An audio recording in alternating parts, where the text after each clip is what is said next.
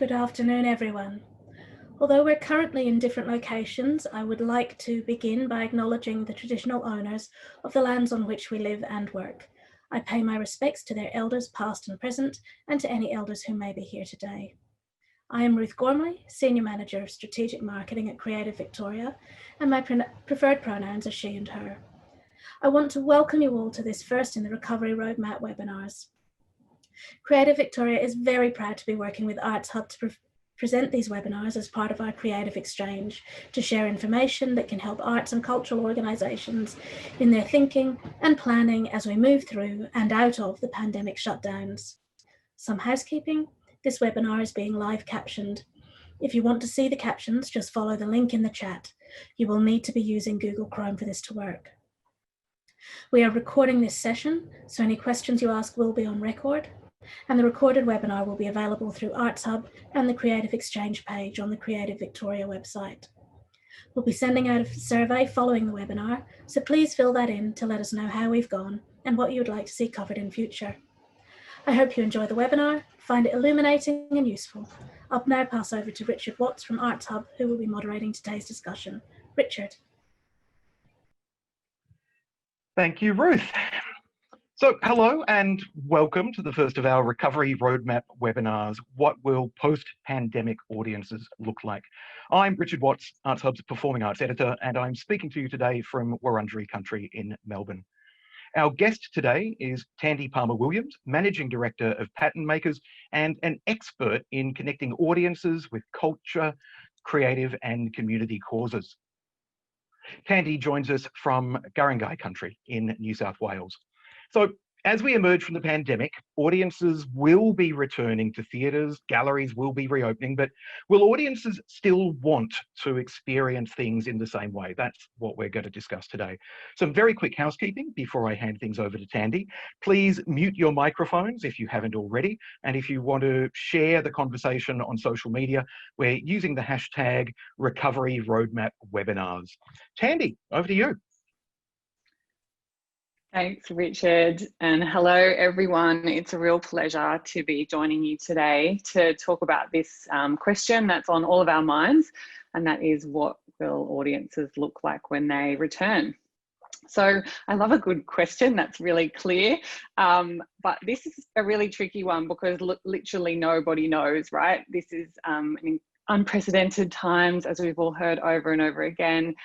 There's a real level of uncertainty unlike anything we've ever seen before, and it seems like there's new information every day. So look, it's a process that's unfolding, and the best we can do at the moment is look at the data that we've got available. And the data that I'm going to be sharing with you today mainly comes from the Audience Outlook Monitor, which many of you would know already. It's a cross-sector collaborative study that involves over 150 arts and cultural organisations around Australia. It's been supported by a range of different arts and culture funders, including the Australia Council, Creative Victoria and other state arts agencies around the country. And what that has given us is an insight into how audiences feel about reattending again. And we've had over 30,000 people participate in the study so far, telling us things like what they've attended recently, if they have left their homes and been out, how they feel about attending in future and how they're likely to make those decisions, and what they're likely to spend their money on. We're also looking at what they're participating in online, and capturing a whole lot of kind of qualitative data about how they're going to make decisions about the future as well. So that's the main source I'm going to be drawing upon, and at the end of this I'll point you in the direction of some further resources so you can do your own investigations.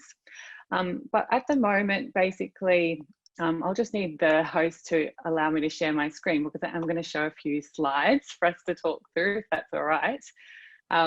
So basically what we're doing today is going to have a look at three different things from the Audience Outlook Monitor. We're going to take a look at three different jurisdictions where people have been attending, and we're going to have a look at the rates at which they've been attending to give us a sense of to what extent audiences are going to return. How soon. We're then going to look to the medium term and have a look at some of the indicators around confidence in the market, in terms of attendance and spending. And then there's a third element which we're going to talk about today, which I actually haven't shared in any forum yet so far. And what we did is ask audiences about their post-pandemic needs and interests, and we'll talk a little bit about some of the themes coming out of that as well. So in a moment, you'll be able to see my slides, and I'm going to dive right in and show you basically 3 jurisdictions. So what we've done with the Audience Outlook Monitor is collect data from audiences every 2 months. So the most recent data collection that we have is from July 2020. So almost 2 months ago now. And in Victoria, that was the time basically the outbreak had been happening a few weeks previously, but the state had just gone back into stage 3 shutdown. But I'm going to also show you 2 other states at this same time. So New South Wales, where there was a level of community transmission, and the strategy has been around suppression, as we've all heard. And then I'll also show you WA on the screen, where they're looking at really local elimination. They hadn't had any community transmission at all recently. And what you can see on screen is basically the proportion who attended recently. So in Victoria, where it was newly locked down, people had about 3 weeks to start reattending. Some museums and galleries say that were open. In New South Wales, similarly, museums and galleries were open, as well as cinemas. In WA, people were starting to attend performances in certain settings. So you can see that as the virus, the rates of community transmission have dropped to 0, that attendance starts to rebuild, and the proportion that have attended where there is still some level of community transmission in New South Wales is about a quarter. So that's a quarter of past attendees who have, in the 2 weeks before data collection, reattended at least one arts and cultural event of some kind. In WA, where there was no community transmission, that was a third. And what we see is that the longer there is without community transmission, the more confidence starts to rebuild, and the more likely we'll see bigger proportions of the audience return. So there's a bunch of different indicators on screen which you can have a look at. The one that I'll point out is basically the proportion who cannot foresee going out until there's no risk. It's the third last line in the table that I'm sharing. And what you'll see is that 16% of the market in Victoria say that they won't be back until there's no risk. In New South Wales, that's dropped to 11, where we've got very low rates of transmission, and WA 7%. So that gives you a sense of the people that, the proportion of the market that simply won't tolerate any risk at all and prefer to stay home to be on the safe side. Now, when we look out a little bit further, I want to share a few indicators with you. And look, I'll be honest, it's not good news. I think this is a really challenging time, and we're in for some challenges, even in Victoria, as we look to go out of shutdown. I think it's still going to be a really challenging period for all of us in the sector. The indicators that I want to share with you is that 23% of audiences expect to attend less than before long term. And this is an indicator that is quite stable around the country. It doesn't necessarily relate to the current rates of transmission, but it's about people's outlook long term, and the fact that some audiences feel that they simply won't be back at the same level of frequency as they were in the past long term. 42% of audiences have reported some loss of household income of some kind already, and 18% say they expect to spend less when they return to events. Now, there's also a proportion that expect to attend more, and most people expect to attend the same or more. So there's lots to be positive about there, but I think it's this indicator about spending less that we need to be aware of and plan for. 27% of members of subscribers aren't yet sure if they're going to renew. We've got a really solid level of interest in digital participation, and 36% of Victorian audiences want to have the choice of attending in person or online. And groups that are more likely to want that are people who live in kind of regional or remote areas, people who have caring responsibilities or who live with a disability, people with young children at home. This is an area of the market that is here to stay. And lastly, there is some good news that I want to share on this slide, and that's 90% of people, audiences, feel at least moderately committed to supporting arts organisations in this time. So whilst the picture around attendance and spending is quite challenging, it's likely to be volatile, we are seeing a kind of groundswell of support and new levels of understanding in the community about the need to support artists and cultural organisations. So thinking about how we can harness that at this time is really key. Now, last thing I want to share with you is that audiences overwhelmingly see arts and cultural organisations playing a role in the recovery from the pandemic. We asked people what role they saw in their community, and the answers that we've heard back are quite phenomenal, very diverse, very kind of inspiring, to be honest. I think I'm going to share some of the quotes with you today that are from Victorian audience members, and these speak to some of the themes that we're observing across the national data set. So one person said, giving people a sense of what's possible through the creative arts is so important, and helping people make sense of their experience. I believe that there will be significant psychological impact through the pandemic as well as economic. So the arts has a role in helping people connect to their emotional state through performance and other art forms. Another person said people are reflecting a lot right now, realizing that the model of consuming culture, paying for big events is probably not as fulfilling as participating in your local economy. I believe feeling part of something, sharing and learning is something people will look more after COVID. And this person said, how about art installations in shop windows, buskers in balconies, vans on touring buses that stop periodically like ice cream vans, or piped music onto the streets? A spaced out parade of giant puppets, musicians and street performers that wander residential streets, murals on public buses, a community yard bombing competition to decorate your own footpath, a call out to musicians to jam from porches and footpaths, travelling library vans, improvised drive-in movies. Science can save us, hopefully, but the arts give us a reason to live.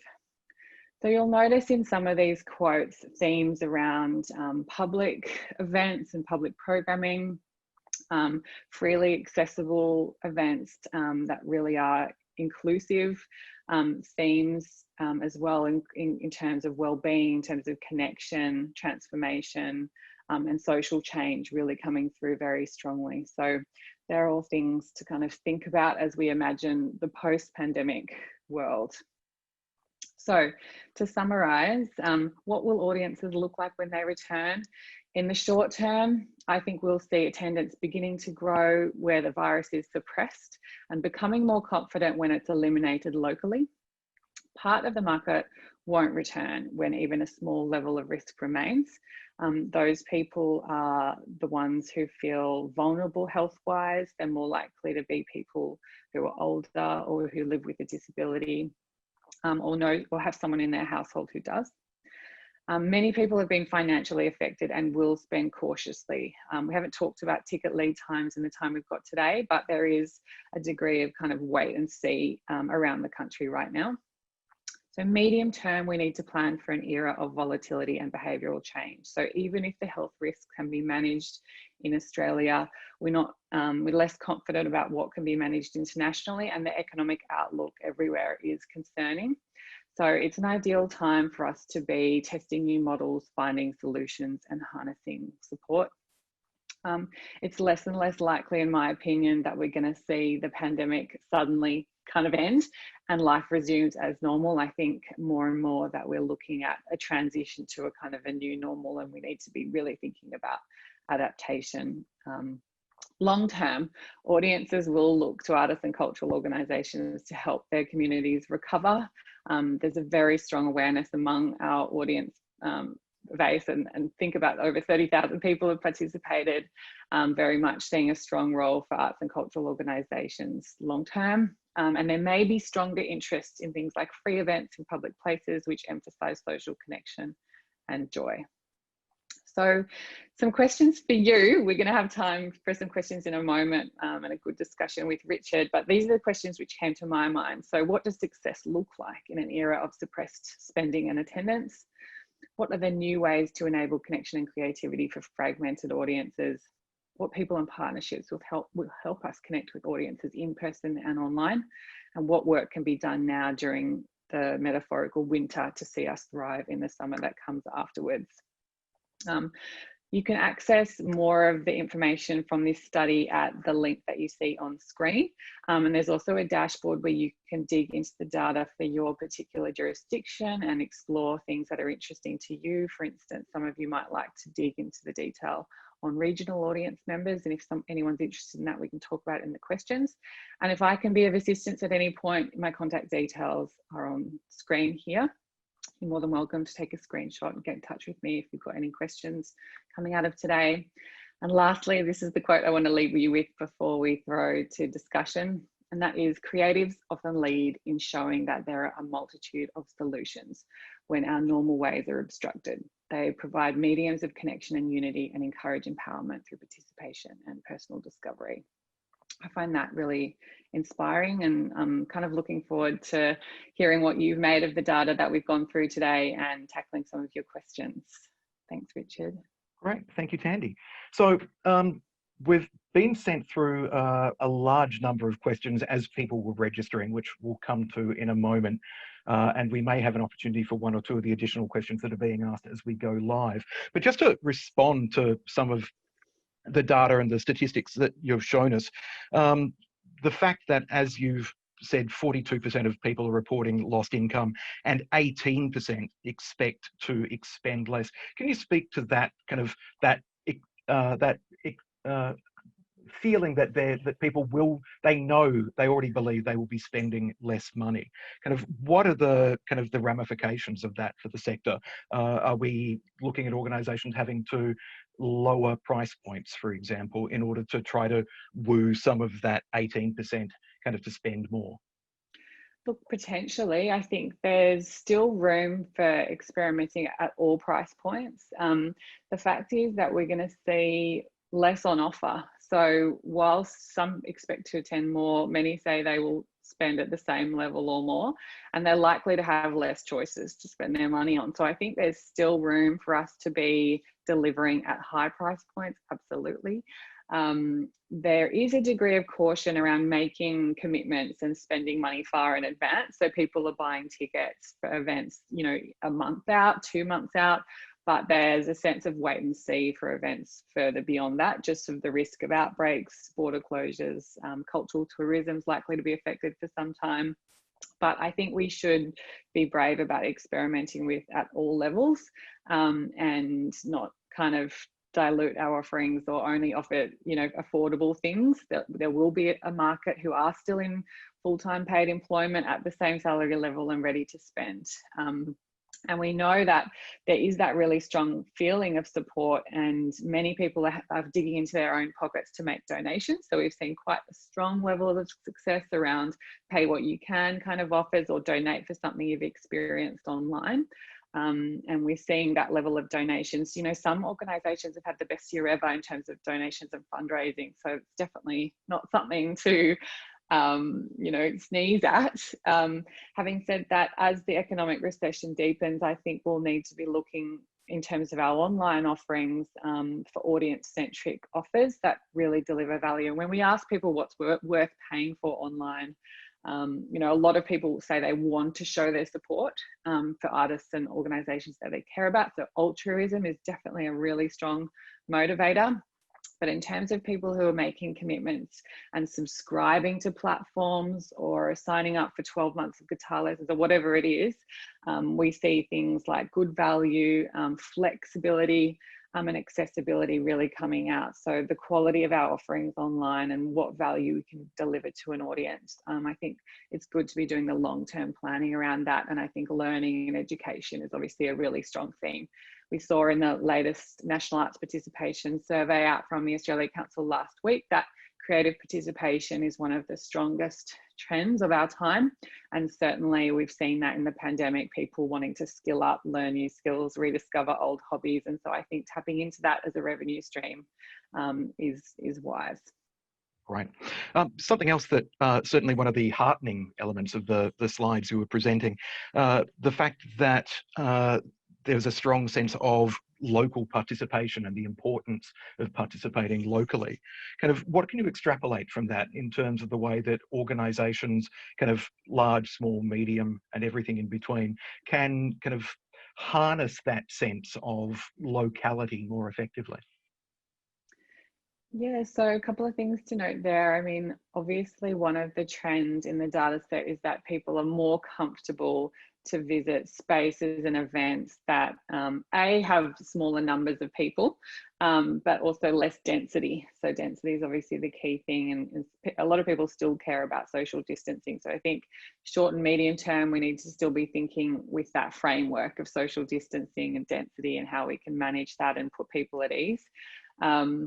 Certainly when we look at types of venues in relation to location, people are more likely to feel comfortable at kind of a community art space, as opposed to a stadium, for instance, for obvious reasons. And so I think there's that in terms of thinking about audience comfort. That's really important, and we see people working from home a lot more. They're not traveling as much as they used to, so there's a focus on kind of the hyper local at the moment, particularly in Victoria, with the shutdown, and even New South Wales, where we've got significant community transmission. So I think people are thinking about what's happening locally, and obviously the level of risk and investment that they need to make just in terms of transport and things like that is obviously more manageable at a local level. I mean, one of the things that's interesting to look at in the data set is that comfort levels in, say, regional or rural areas versus metropolitan areas, and we've actually got a brand new filter in the dashboard that you're welcome to explore, which segments the audience by their location as opposed to the location of the participating organisation, which we had in the past. And what we can see is that regional audiences are more comfortable to visit some types of venues, but actually less comfortable to visit very large venues. And so it's actually kind of interesting to think about. Yes, in kind of regional areas, local participation is likely to kind of rebuild, but still very large events are going to be challenging kind of no matter where you are. So I think it's wise, in the short and medium term, to be thinking small, thinking local, and thinking about experimenting on a small scale before kind of going bigger and bolder. Now, in terms of some of the questions that have come through from audience members when they were registering for today, one of the burning questions is, should we be thinking about post-pandemic, or rather should we be thinking about with COVID? Oh, I mean, I think this is, as time's gone on, our understanding of, how the pandemic is going to end is, it's a lot more complex, isn't it, than we all thought a few months ago. I sort of, when we first went into closure, I thought, a few weeks or months, and then, this will end and we'll be back to normal. And now what we're seeing in the data, and certainly, my personal view, is that it's unclear when it's going to end or how it's going to end. I think one of the insights we've got in this study is looking at US audiences, and they've been doing some modeling around vaccine scenarios. And so what we're seeing is that even if a vaccine arrives, it doesn't necessarily give confidence to all parts of the community. So there's still questions around level of effectiveness, availability, cost, uptake levels. And in the US, there's some really big questions around that right now. So people are actually, audiences are more likely to feel comfortable and confident under a scenario of long-term use of face masks than they are about a vaccine right now. So it's quite kind of interesting when you think about, well, how is this going to end? When is it going to end? And I think it's wise for us to at least be planning for there not to be a clear end point, and for us to be dealing with a kind of an era of uncertainty, volatility, where we may have outbreaks or be dealing with outbreaks from time to time. And what that looks like in terms of concepts like social distancing. So I think we should be, we can expect to see social distancing around for quite some time. Obviously, we all hope that it can be managed to give us more certainty around types of events and flexible events. But I think we should be planning with COVID, to be honest. Obviously, the thought of kind of a post-pandemic era, I think, is really exciting and inspiring. And I personally hope for a kind of a renaissance of some kind, like we saw in the post-war period, but I think that's probably some way off, unfortunately. We'll have to wait and see. In terms of the way art is being experienced now, people are consuming art online. A lot of that work is free, not all of it. Some artists have, and companies have experimented successfully with paid models. But what's the outlook looking like for audiences paying for programs, paying for performance and exhibition, if they've got so used to the free model that's being offered to them at the moment? Yeah, look, I think that is a valid question. I don't think there's any single answer. Obviously, the economic outlook, as we talked about, is complicated. I think audiences, there's an overwhelming appreciation of the need to support artists and organisations, and we're seeing that in the success of some fundraising and donations campaigns. So I think, yes, it's going to be challenging. I think, you know, we all need to be thinking about the products that we and the campaigns and the offers that we ask, and what's an artist-centric ask and what's an audience-centric ask, and thinking about the right mix of those things. But certainly, you know, the appetite that's been unlocked, I think, you know, we should be thinking positively about that. I think this is probably one of the most exciting periods for audience development of our time, and that people will still put their hands in their pockets right now, even if they've been financially affected. We know that very strongly engaged audiences, even if they've been financially affected, are still making donations. So yeah, the world's our oyster. I think let's stay positive about that. Be looking at new models for funding things, and finding a way. Yeah. Now, we were officially supposed to be ending this. It was going to run for a clean half hour. We're going to run a little bit over, probably about 10 minutes over, so we can fit in some questions that have come through live from the audience. But just before we do, one last question that came in from as part of the pre-registrations. What sector or section of the audience do you think is going to be the most problematic in terms of working with in the future and bringing them back into the arts experience? And how do you suggest people work with that problem? So there's a couple of ways to look at that question. I mean, overwhelmingly in the data, we see that past attendance frequency is the strongest indicator of how soon someone will be back, how frequently, how much they'll spend. So the occasional attendee is going to be the hardest to bring back, if you want to think about it like that. So audience development isn't getting any easier at the moment. We're likely to see frequent attendees back first. Luckily, that does represent the biggest kind of volume of attendances, but we're going to have to work harder to bring in those occasional attendees and reach new people.